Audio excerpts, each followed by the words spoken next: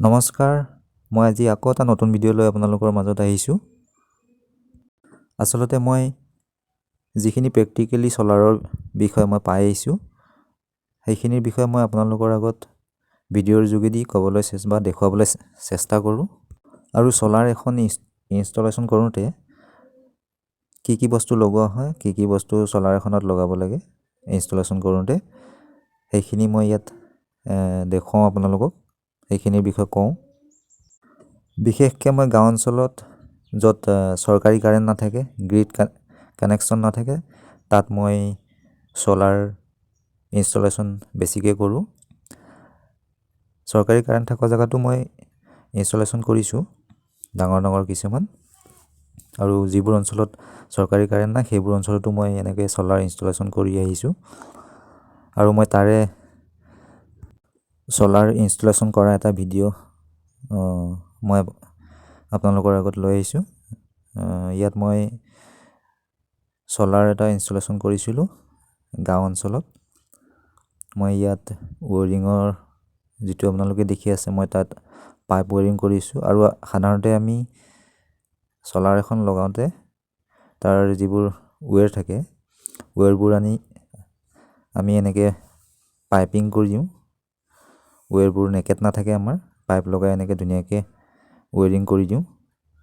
আৰু এনেকৈ এইটো চিয়াৰৰ বক্সটো 8x6 মই এইটো এটা চিয়াৰ বক্স লগাই দিছোঁ ইয়াত মই কণ্ট্ৰলাৰটো ফিট কৰি দিম ইয়াৰ ওপৰত, বক্সটোৰ ওপৰত। চলাৰখন লগাওঁতে কণ্ট্ৰলাৰ বক্সটো লগোৱাত দৰকাৰ। কণ্ট্ৰলাৰ বক্সটো বহুত ছেভ কৰি ৰাখে।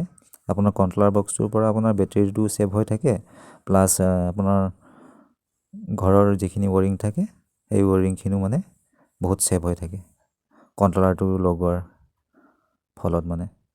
সেইকাৰণে কণ্ট্ৰলাৰটো আচলতে লগাব লাগে। আৰু প্ৰত্যেকটো লাইটৰ এটা ছুইচ আমি দি দিওঁ এনেকৈ, ওৱান ৱে ছুইচ বক্স লগাই পেলাই। য'ত বাল্ব থাকিব তাৰ সন্মুখত ওচৰতে অফ অন কৰিব পৰাকৈ এটা ছুইচ আমি এনেকৈ কানেকশ্যন কৰি দিওঁ। যেতিয়া প্ৰয়োজন হ'ব তেতিয়া ছুইচটো অন কৰি জ্বলাব পাৰি, আৰু প্ৰয়োজন নোহোৱা সময়ত অফ কৰি থ'ব পাৰি ধুনীয়াকৈ, কোনো অসুবিধা নহয়। আৰু আমি যিবোৰ ৱেৰ ইয়াত ব্যৱহাৰ কৰোঁ, সেইবোৰ গোটেইখিনি কপাৰ ৱেৰ হয়। ইয়াত কপাৰ ৱেৰে আমি ব্যৱহাৰ কৰোঁ। ইয়াত পেনেলৰ কাৰণে আমি 4 স্কুৱেৰ mm ৱেৰ দিছোঁ, আৰু বেটেৰীৰ কাৰণে ছেম 4 স্কুৱেৰ mm। আৰু যিডাল মেইন ল'ডত থাকিব 2.5 আছে, 2.5 mm আমি ইয়াত কপাৰ ৱেৰ ব্যৱহাৰ কৰিছোঁ। আৰু আচলতে কপাৰ ৱেৰে ব্যৱহাৰ কৰিব লাগে চলাৰৰ কাৰণে, তেতিয়া ঠিকমতে আপুনি কাৰেণ্টটো পাব। যিটো এম্পিয়াৰ বেটেৰীটো চাৰ্জ কৰিবৰ কাৰণে এম্পিয়াৰ লাগে চলাৰৰ পৰা, সেইটো হিচাপত এম্পিয়াৰটো পায়, বেটেৰীটো ভালকৈ চাৰ্জ হয়। যদি আপুনি ৱেৰ ভাল কোৱালিটি নহয়, কপাৰৰ নহয়, তেতিয়াহ'লে আপোনাৰ বেটেৰীটো হয়তো চাৰ্জ হওঁতে বহুত টাইম লাগিব পাৰে, আৰু তাত ফুল চাৰ্জ নহ'ব পাৰে, অসুবিধা হ'ব তেনেকুৱাত। সেইকাৰণে কপাৰ ৱেৰ ব্যৱহাৰ কৰিব লাগিব।